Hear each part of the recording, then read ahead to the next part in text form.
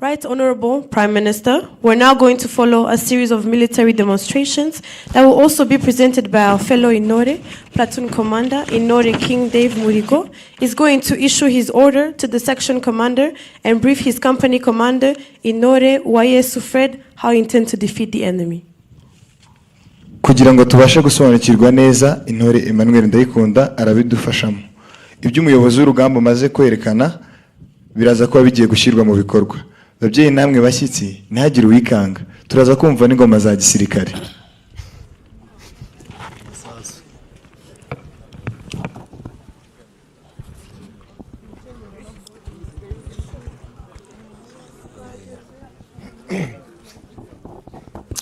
Good morning, sir. Welcome to Number 1 Platoon 8 Post. I'm Exercise Lieutenant King Dave Muligo, Number 1 Platoon Commander, Alpha Combat Team. Sir!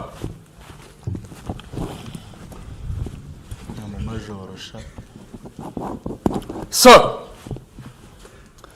This is how I intend to issue my orders. All group will introduce themselves, 8 Post orientation, motor description, ground description, review of the situation, and issuing of orders. All group. Sir! Introduce yourselves. Sir! Exercise Sergeant Kwahir Wakeza Tracy, Number 1 Section Commander. Sir! Sir! Exercise Sergeant Obadiah Munjeri, Number 2 Section Commander. Sir! Sir! Exercise Sergeant Ashley Kayara, Number 3 Section Commander. Sir! Sir! Exercise Sergeant Dave Isheja Mudisha, Anti-Tank Section Commander. Sir! Sir! Exercise Sergeant Shimon Safir Joel, Anti-Aircraft Section Commander. Sir! Sir! Exercise Sergeant Benjamin Karama, Rotating Commander. Sir! Sir! Exercise Sergeant Uburi Zarika, Azaf Pioneer Section Commander. Sir! 8 Post orientation. Our 8 Post consists of the Master Operations Map, concept of operations, authentication table, region 8 diagram, and the SAN model. Model description. The model in front of us represents our area of operation. It is extracted from the maps of Gabiro, Nyagatare, Mihindi, and Gwaranchizinga, all to scale of 1/50,000. It extends eastings from 40 to 80 and northings 14 to 44. It is oriented to the north as shown by the arrow. The model is made to scale such that one side of the small square represents 2 kilometers on the actual ground. I've used various aids to represent both natural and artificial features. The raised moles of sand represent hills, like Gabiro Hill. The green color represents vegetation, like vegetation surrounding Gabiro Hill. The blue color represents water masses, like Kamramjezi Swamp. The red color represents road networks, like the road going through Mungokora, Senene, and beyond. The black dotted lines represent the national boundaries, like the boundary between Uganda Republic and Rugari Republic. Blue Manila paper with military symbols represents our forces' activity, like our company headquarters at Nyabagando. Red Manila paper with military symbols represents enemy forces' activity, like the enemy section Dagin at Rusharazi. Blue Manila paper in form of airplanes represents airstrips, like Nyabagando airstrip. Ground description. Our ground is generally characterized by hills, dead grounds, vegetation, road networks, water masses, and valleys. Review of the situation. Rugali Republic and Uganda Republic are 2 neighboring countries that share a common border. Both attained independence in the 1960s. However, Uganda Republic has remained dissatisfied by the political, economic, and security stability enjoyed by the Republic of Rugali.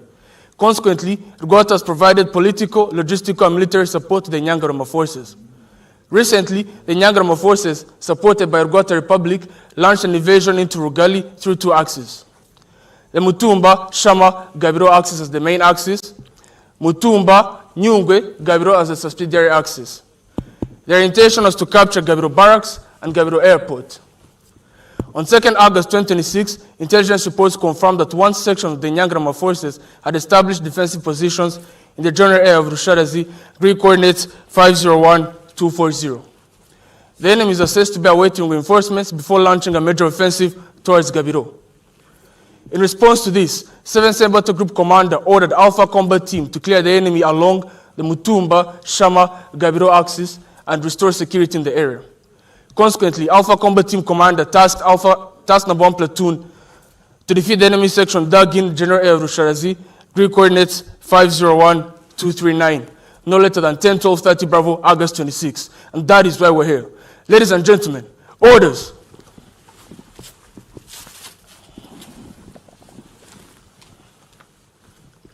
Situation, enemy forces, strength, 1 section. Intention, to hold a temporary defensive position while waiting for reinforcements. Likely reaction, to withdraw when hit hard. Weapon, AK-47, MMG, 60mm mortar, and Launcher 7. Capability, quick reinforcement from Guatemala Republic. Morale, very high since they occupy a part of our territory. Dress, mix of civilian and combat dress. Mission, number 1 platoon is to attack and defeat the enemy section dug in at the Rusharazi general area, grid reference 501-240, no later than 10-12-30 Bravo, August 26, in order to support Alpha Combat Team Commander's plan. Mission, number 1 platoon is to attack and defeat the enemy section dug in at the Rusharazi general area, grid coordinates 501-240, no later than 10-12-30 Bravo, August 26, in order to support Alpha Combat Team Commander's plan. Execution, concept of operations. Intent, strike to defeat the Nyangrama forces in the general area of Rusharazi. Scheme of maneuver. Number 1 platoon is to strike to defeat the enemy section in the general area of Rusharazi using number 1 section. Strike the enemy from the right side. Number 2 section, strike the enemy from my left side. And number 3 section will form depth and be ready to reinforce. All will be supported by 1 anti-tank section to destroy enemy tanks, 1 anti-aircraft section to counter air threats, 1 motor section to neutralize enemy motors, 1 assault pioneer section to breach enemy mines. Main effort, strike to defeat the enemy section in the general area of Rusharazi, which lies with number 1 section. Task to subordinate units. Number 1 section commander. Sir! Task, strike the enemy from my right side. Exploit 500 meters beyond the objective, reorganize 200 meters beyond the objective. Yes, sir! Number 2 section commander. Sir. Task, strike the enemy from my left side. Exploit 500 meters beyond the objective and reorganize 200 meters beyond the objective. Yes, sir. Number 3 section commander. Sir! Task, secure FUP, form depth. Yes, sir! Anti-tank section commander. Sir. Task, destroy enemy tanks. Yes, sir. Anti-aircraft section commander. Sir. Task, counter air threats. Yes, sir. Motor team commander. Sir. Task, neutralize enemy motors. Yes, sir. Assault pioneer section commander. Sir! Task, breach enemy minefields. Yes, sir! Coordinating instruction. Timings. HR is 10-12-00 Bravo, August 26. Enemy to be defeated by 10-12-30 Bravo, August 26. Service support. Ammo. Each section to carry first line ammo. Medic. Each soldier to carry first aid kit. Command at signal. Location. Platoon headquarters will be between the right and left sections. Alternative command. Number 1 section commander will take over the command and accomplish the mission in case of my absence. Yes, sir! Signal. Channel. Operation channel.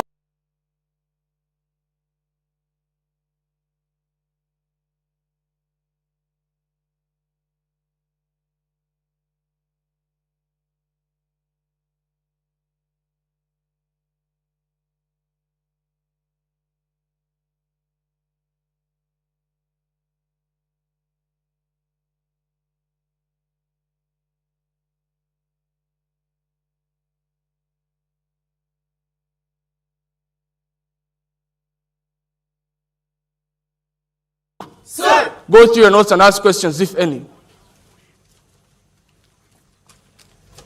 Number 1 section commander. Sir! Any questions? No questions, sir! Number 2 section commander. Sir. Any questions? No question, sir. Number 3 section commander. Sir! Any questions? No questions, sir! O group. Sir. Synchronize your watches according to mine. Time now is 11:30. When I say time, time will be 11:31. Wait.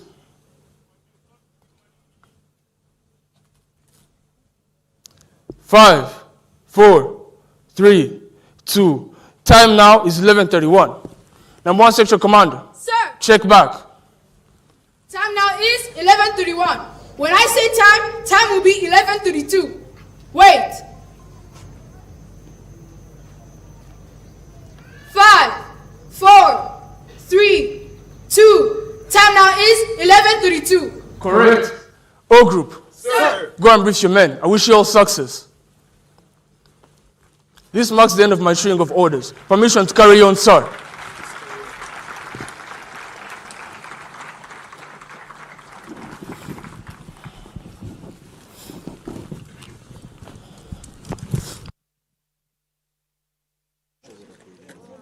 karagaragara man karibu pale ugume ucungana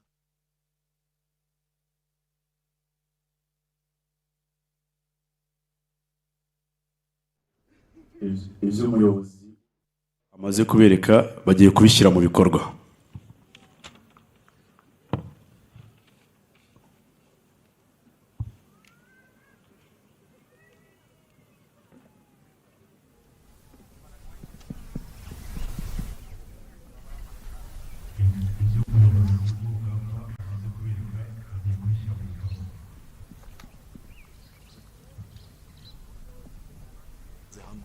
kugira ngo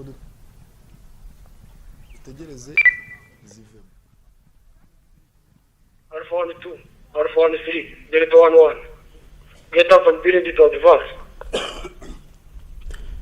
Alpha 1-1, Roger over. Alpha 1-2, Roger over. Alpha 1-3, Roger over. Delta 1-1, Roger over. Abasirikare bagiye gutera umwanzi.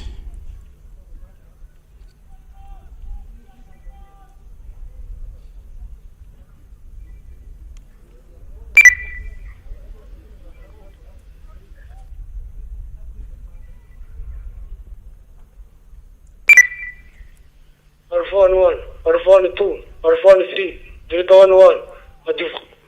Over.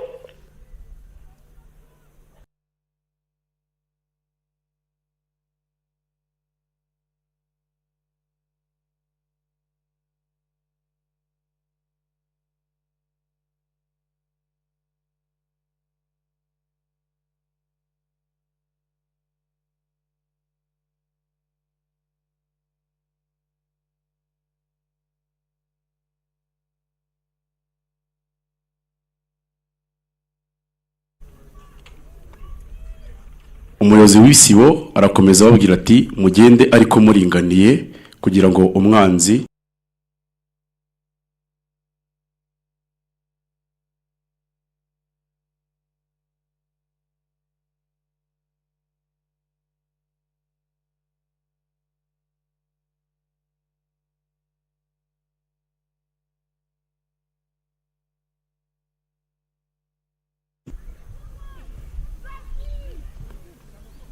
barabikora neza nkuko babitojwe, baragenda baringaniye ku buryo bakora umurongo utambitse, ibyo twita extended line mu gisirikare.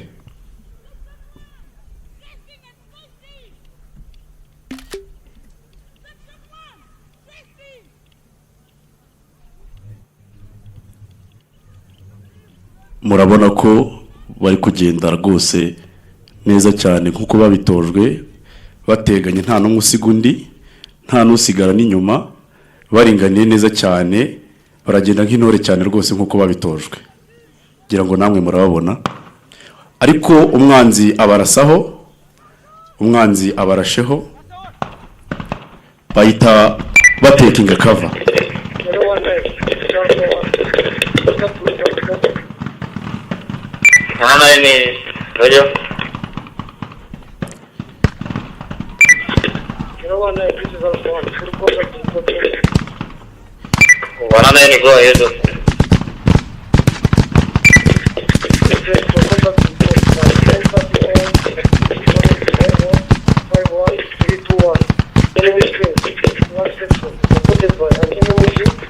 Deployed along the axis.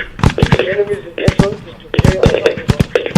One action is planned to the right is immediate success. More details to follow. Over. This is 194 ahead of us. Ayo ni amabwirizwa atanzwe n'umukuru w'isibo, atanze raporo ku muyobozi we amubwira imbaraga z'umwanzi afite, ibikoresho umwanzi afite, ibyo umwanzi ashaka ndetse n'icyo bo bagiye gukora.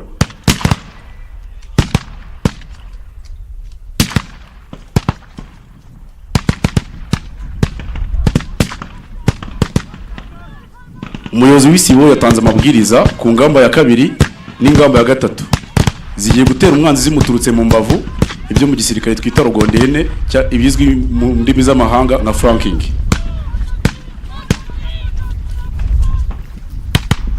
murabona ko bariruka cyane ku gaspeed kari hejuru, bariruka ku kavuduko ko hejuru nkuko babitojwe nk'intore, kugira ngo umwanzi ataza no kumenya ko bagiye kumutera bamuturutse mu mbavu. Bariruka cyane kandi bose bajyanira hamwe, ntabwo ari gupfa kwiruka, bagenda banunamye kugira ngo hato bataza kuraswaho.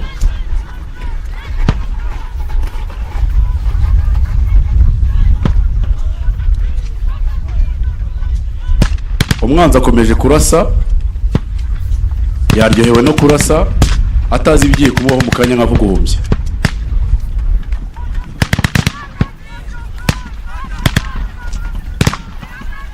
Umwanzi arakomeza arasa, ariko mu kanya gato arisanga bamuturutse mu mbavu.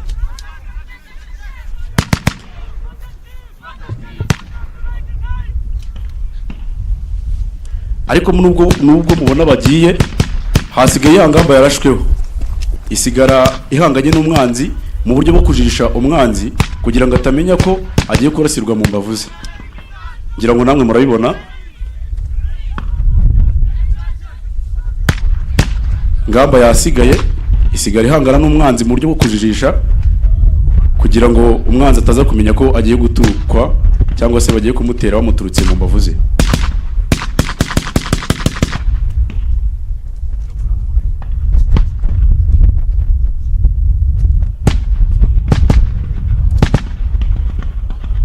Umwanzi yaryohewe cyane no kurasa, ariko ibiri mu mubeho mu kanya ntago abizi. Yaryohewe cyane.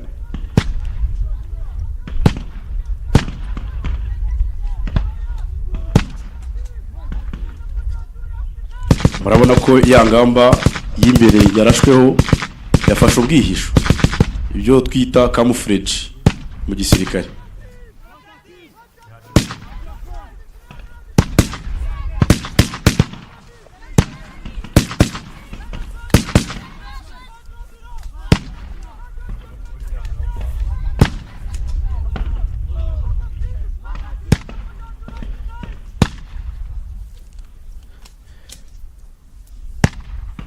Dore ngo umwanzi aridegembya atazi ko ingoma zahinduye imirishyo we. Arakomeza yidegembya, ariko mu kanya baraje baramuturuka mu mbavu.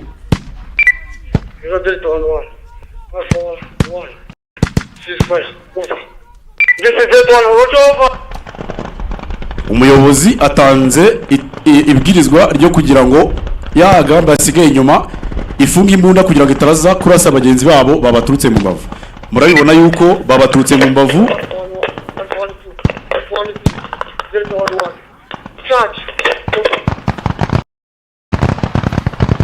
Ingamba ya mbere n'iya kabiri bose bamuturutse mu mbavu, bamurasira icyarimwe na morale nyinshi, ku muvuduko mwinshi, ndetse ntawe usiga undi, ku buryo umwanzi atari buze kubona n'akanya ko kwitekerezaho na gatoya. Murabona ko umwanzi barimo baramumanura epfo, barihuta ntawe usiga undi, bararinganiye neza cyane. Umwanzi baramumanura, muri kubibona ko umwanzi bamumanuye epfo ni umuriro rwose.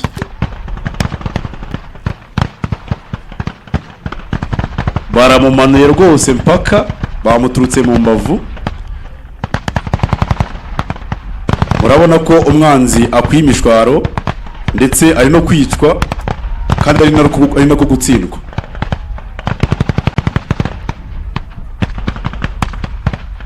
Baramumanuye rwose, baramumanura epfo, aho atabona n'umwanya wo kwitekerezaho na gatoya. Uku nguku niko RDF ikora, nta mikino.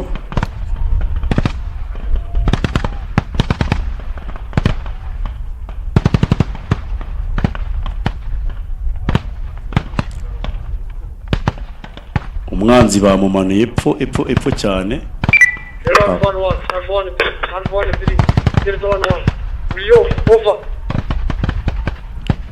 Umuyobozi w'isibo atanze amabwiriza yo kwisuganya, ibizwi nka yoga mu gisirikare.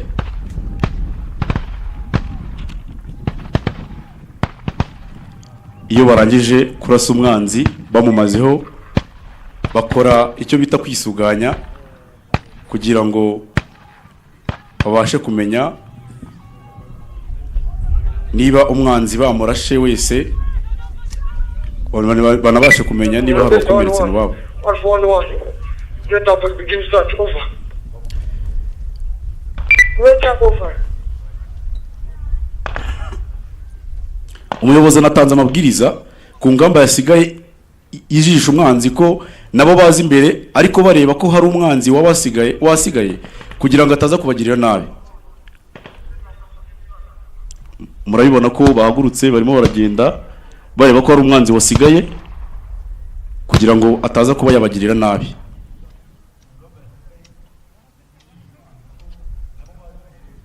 Kugira ngo rero atagira umwanzi ubaca muri humye akabagirira nabi, baje bari guhorahoza n'uwipfushije ataza kuba yarota no kubagirira nabi.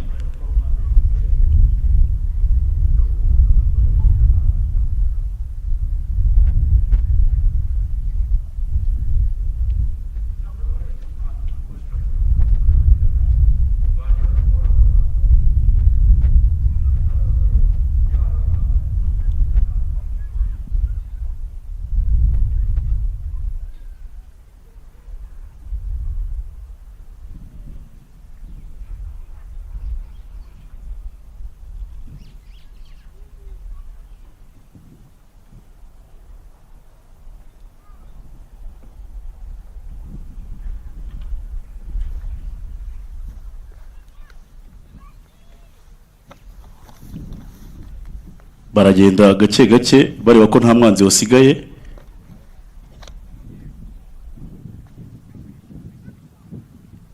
Baragenda nkuko babitojwe rwose, kugira ngo namwe murabona ku rugamba.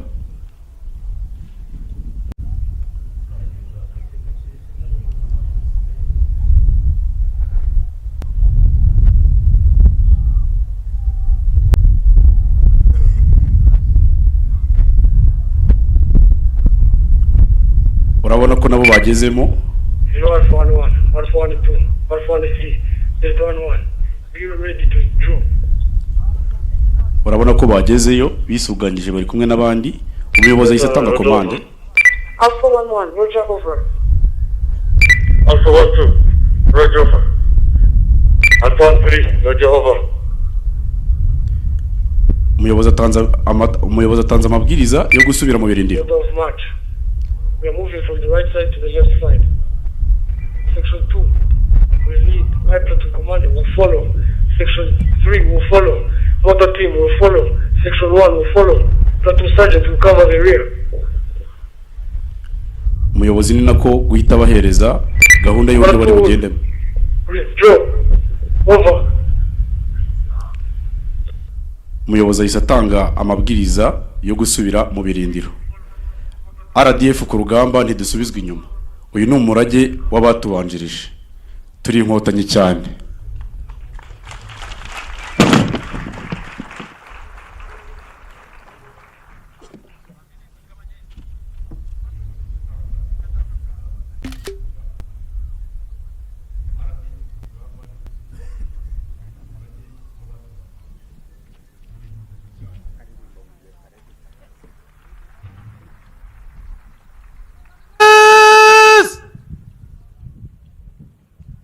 Gases! Funggap! Gases ganyan naman mo dyan, utap!